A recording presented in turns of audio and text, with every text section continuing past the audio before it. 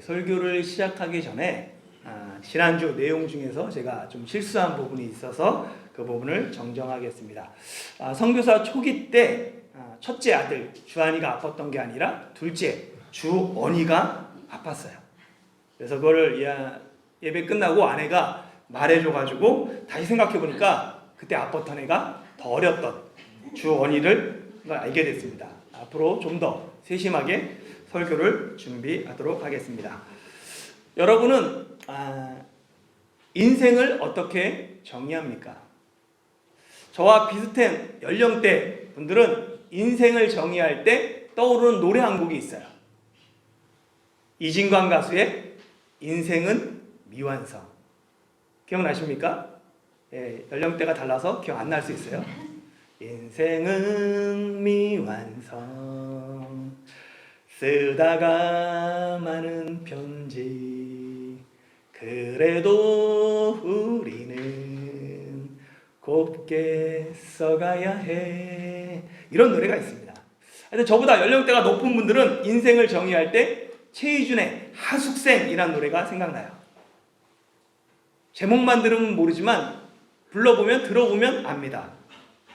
인생은 나그네 길 어디서 왔다가 어디로 가는가. 이 노래가 왜 하숙생인지 아십니까? 인생은 나그네 길, 어디서 왔다가 어디로 가는지, 빈손으로 왔다가 빈손으로 간다. 그게 마치 하숙생과 같다 해서 제목이 하숙생이에요. 사실 우리가 잘 쓰지 않는 말입니다. 하숙생. 하숙하고 있는 학생 또는 하숙할 학생. 하숙이란 말도 잘 모르잖아요. 하숙.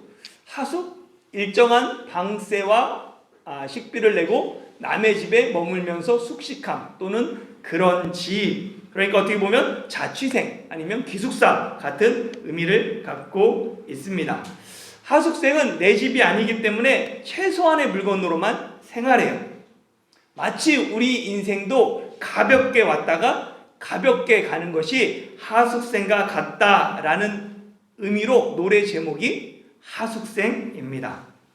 하숙생하고 비슷한 노래가 김국환의 타타타라고 있어요. 타타타, 이게 산스크리트어입니다.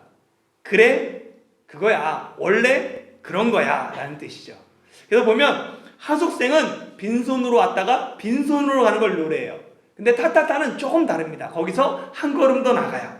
노래 가사 중에 이런 말 있죠. 산다는 건 좋은 거지 수지 맞는 장사전소 알몸으로 태어났어 옷 한 벌은 건졌산소. 그러면서 웃는 그런 게 김국환의 타타타입니다. 보면 인생은 공술의 공수가 아니라 빈손으로 왔다가 옷 한 벌은 건졌다. 그래서 남는 장사다 라고 타타타는 노래하죠.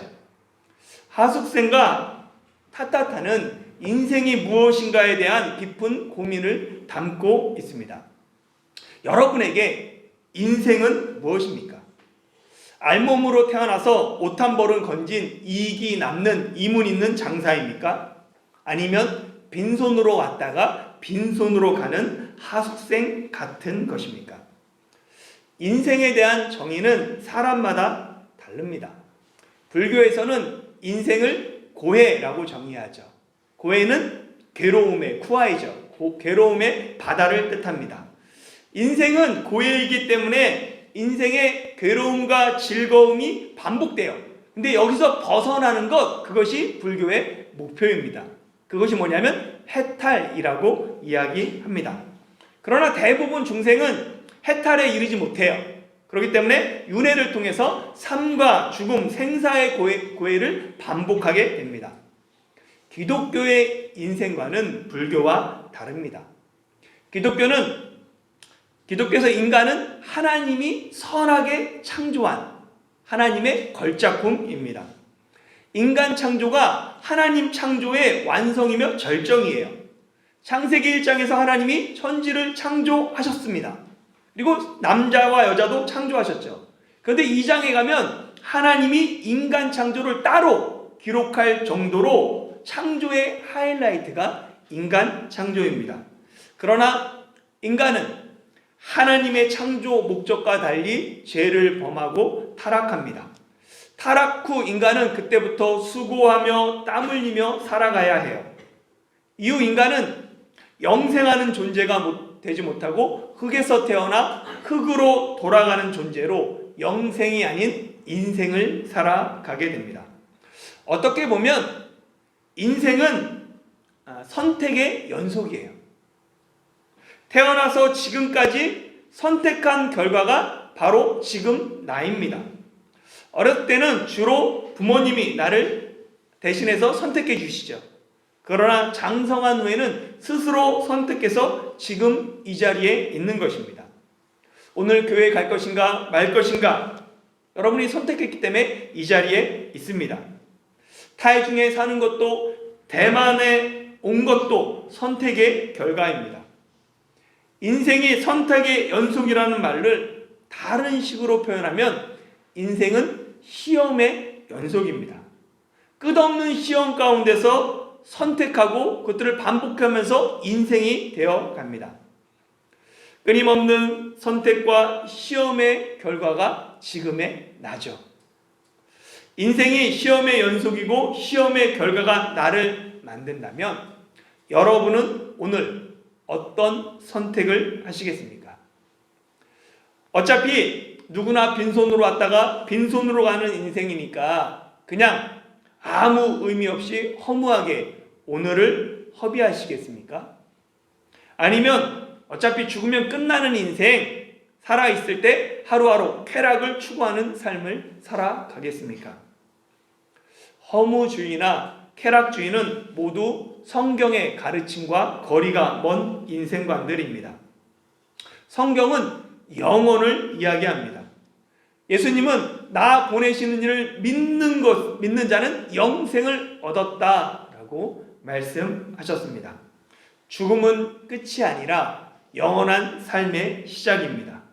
그런 의미에서 우리의 인생도 나그네 길이며 하숙생입니다.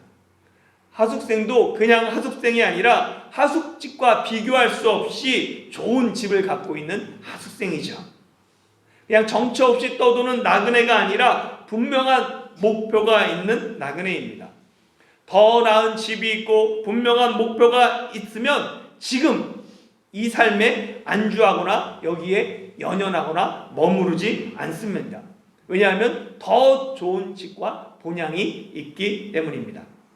그리스도인은 천국의 집이 있는 사람들이에요. 그렇게 땅의 것들에 마음을 빼앗기지 않습니다. 더 나은 하나님의 나라를 소망하며 지금 내게 주어진 자리에서 하나님의 영광을 드러내는 삶을 살기 위해 노력합니다. 물론 이 노력은 내 힘으로 되지 않습니다. 내 힘이 아닌 주님의 은혜가 나를 구원했기에 예수 그리스도의 십자가를 생각하며 그 사랑과 은혜에 감사하며 내 삶을 소중하게 여깁니다. 마치 노래 가사처럼 비록 우리 인생이 미완성으로 끝날지라도 마지막까지 곱게 써가는 편지처럼 끝까지 아름답게 부르는 노래처럼 내게 주어진 오늘의 삶을 최선을 다해 채워가야 합니다. 조선 후기 2학년의 시 답설 야중거를 제가 낭독하겠습니다. 답설 야중거 불소 난행 금일 아행적 수작후 인정 눈 내린 들판을 걸어갈 때 어지럽게 함부로 걷지 마라. 오늘 내가 걸어간 발자국이 뒷사람의 이정표가 되리니 하나님을 믿지 않는 사람도 후대를 생각하며 인생을 바르게 살아가고자 힘썼습니다. 하나님의 창조와 예수님의 구원을 믿는 우리는 하나님 중심의 삶을 살아가야 합니다. 하나님이 내 삶의 주인이기에 내가 주인된 삶이 아닌 하나님이 주인된 삶을 살아가는 것입니다. 하나님이 원하는 삶을 살기 위해서 가장 먼저 하나님이 원하는 게 무엇인가? 하나님의 뜻을 알아야 합니다. 하나님의 뜻을 아는 방법, 하나님의 말씀을 알고 하나님과 대화하는 것입니다. 성경 읽기, 기도가 신앙 훈련의 기본이며 또한 경건 훈련의 가장 중요한 두 기둥입니다. 2024년도도 이제 한 달이 지나가고 있습니다. 처음 세운 계획을 여러분 얼마나 기억하고 실천하고 계십니까? 신앙 훈련에 힘쓰고 계십니까? 다시 우리의 초점을 하나님께 맞춥시다. 하나님의 말씀에 귀를 기울이며 하나님의 말씀을 내 삶의 기준으로 삼읍시다. 그렇게 할 때 하나님이 2024년 타이중 한국교회에게 주신 표처럼 우리를 제사장 나라, 거룩한 백성이 되게 하실 것입니다. 모세가 하나님의 구원사에 쓰임받기 위해서 세 가지 방면에서 훈련받았어요.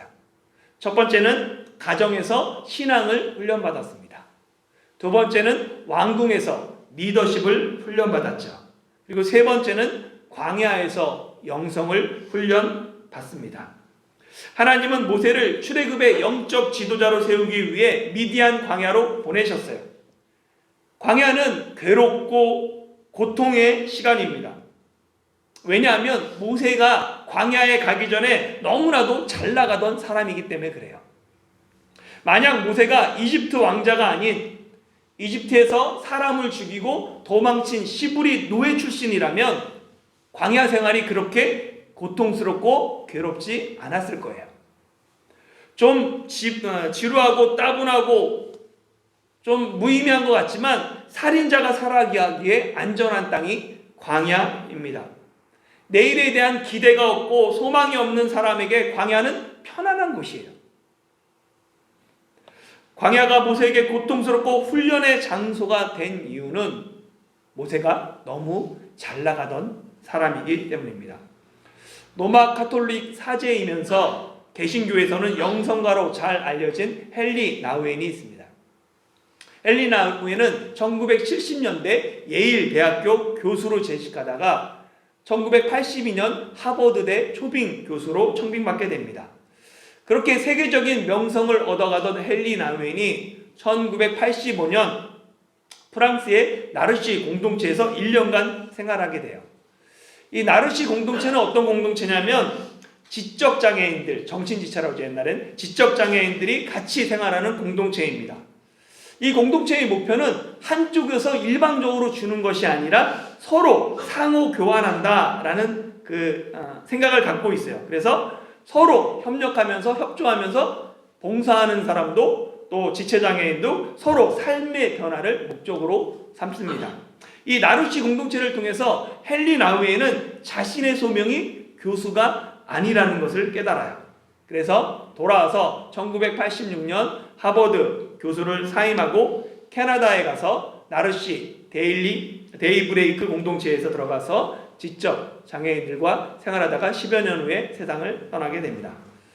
사람들로부터 존경받고 명성을 얻기 위해 위로 올라가는 일만 추구했던 헨리 나우엔에게 나르시 공동체는 광야였어요.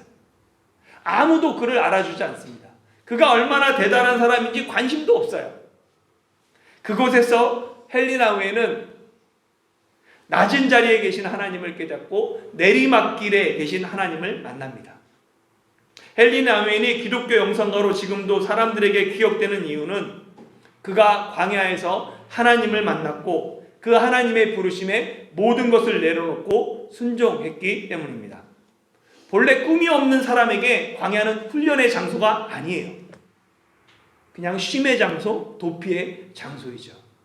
그러나 위대한 꿈이 있고 승승장구하던 사람에게 광야는 철저하게 자기심을 내려놓고 하나님만을 의지해야 되는 낮아짐의 장소입니다. 요셉이 해와 달과 11별이 자신에게 절하는 꿈을 꾸지 않고 아버지의 뒤를 이어 상속자를 뜻하는 채색 옷을 입지 않았다면 요셉에게 보디발의 집과 감옥은 광야가 되지 못했을 것입니다. 다윗이 집안의 막내로 양떼를 돌보는 목동으로 지내다가 바로 광야 생활을 시작했다면 다윗에게 광야는 목자의 연장선에 불과합니다. 다윗이 골리앗과의 전투에서 승리하고 이스라엘의 군대 장관이 되고 공주와 결혼해서 왕궁의 2인자로 생활했기 때문에 광야가 다윗에게 하나님만 의지하게 하는 훈련의 장소가 되었습니다. 여러분, 광야를 너무 거창하게 생각할 필요 없어요. 광야도 사람이 살아가는 땅입니다. 사람이 살아가기에 조금 불편하고 황폐하지만 광야에서도 사람들이 가정을 이루고 자신에게 주어진 삶을 살아갑니다. 모세 역시 마찬가지였습니다. 모세가 파라오의 낯을 피하여 미디안 땅에 도망갔다고 그의 인생이 끝난 게 아니에요.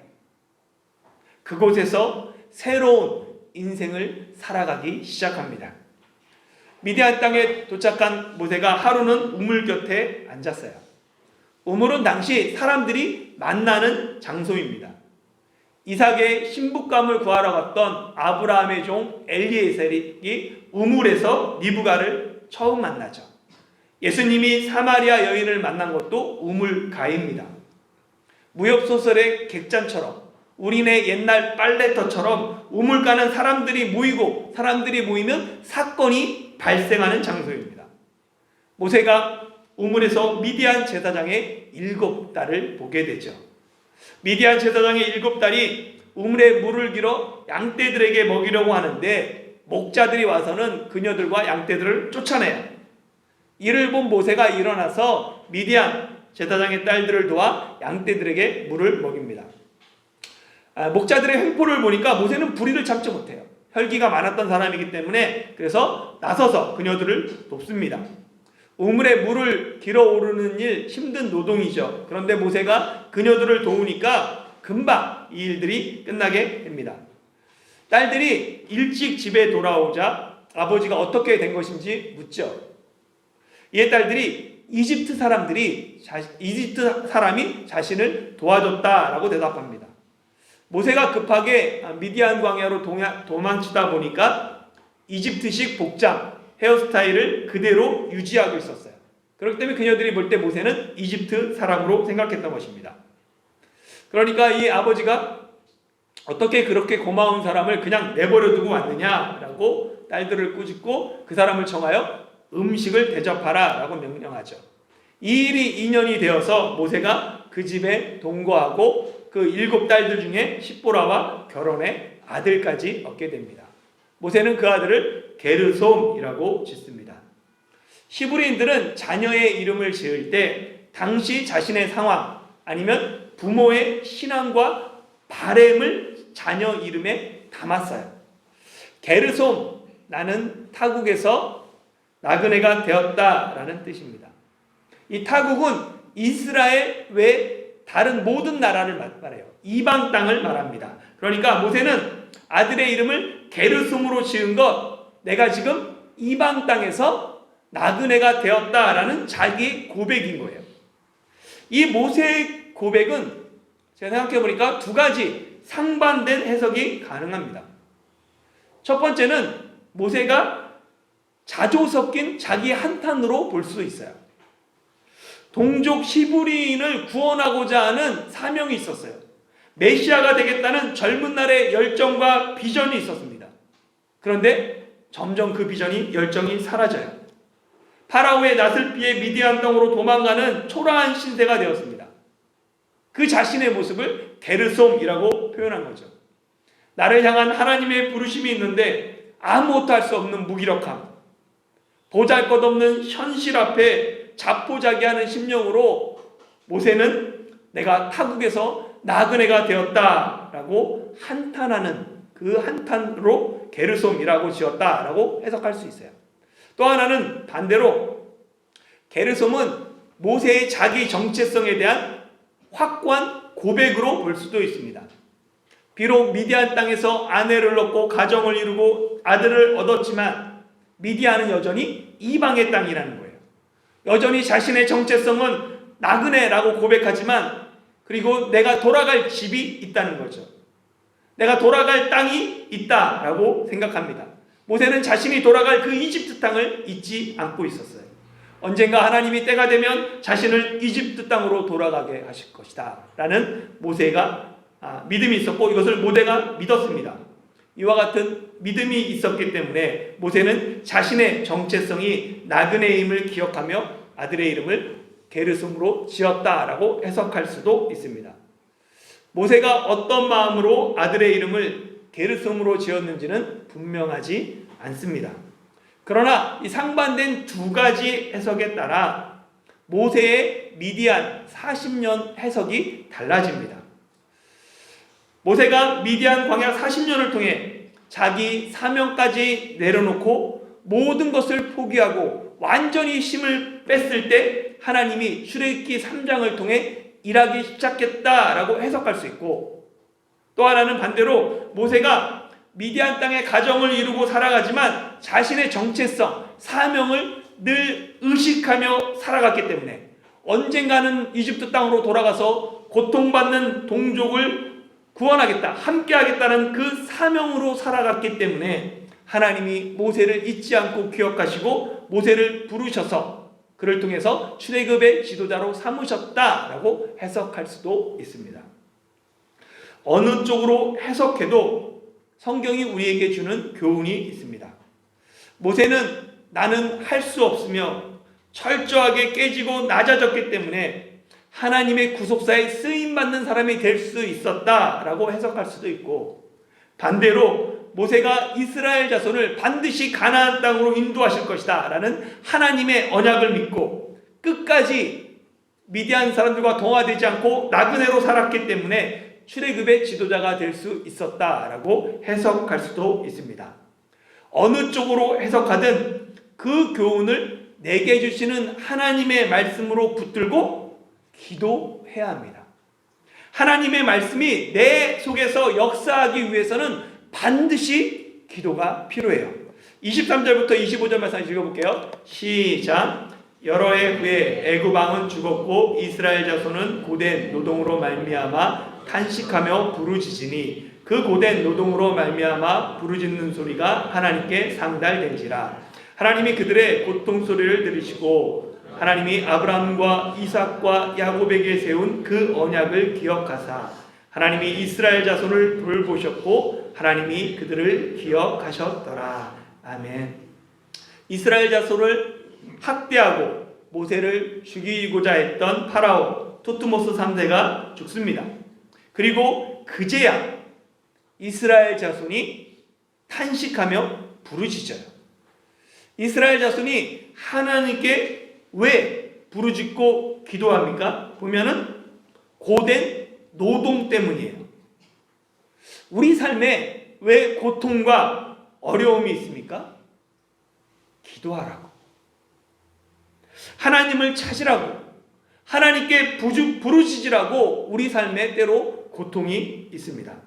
사무엘상 1장에 보면 여호와께서 이상한 표현이 있어요. 여호와께서 한나로 임신하지 못하게 하셨다라는 말씀이 나와요.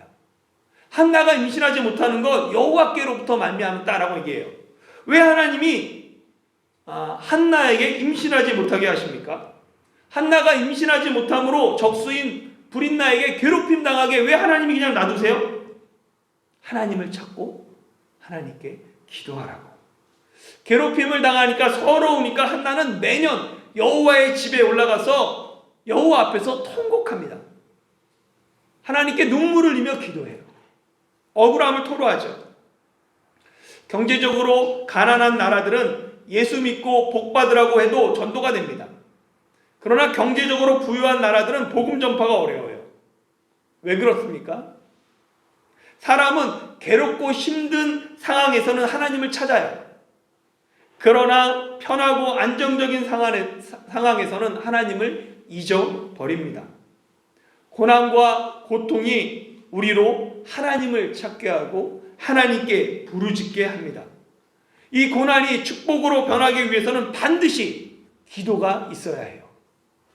이스라엘 자손은 창세기 15장에서 하나님이 아브라함에게 약속하신 이방에서 나그네가 되어 고난받을 그 400년이 다 되어감을 기억하면서 하나님께 기도했어야 해요. 그러나 그들은 하나님께 기도하지 않습니다. 하나님의 언약을 잊어버려요. 그래서 하나님은 그들의 삶 가운데 고된 노동과 파라오의 학대를 허락하십니다. 내 삶에 풀리지 않는 문제가 있고 절망적인 고난이 있는 이유 중 하나는 기도하라는 하나님의 신호입니다. 그런데 많은 사람이 문제 앞에서 하나님을 찾지 않습니다. 왜냐하면 간절하지 않기 때문에.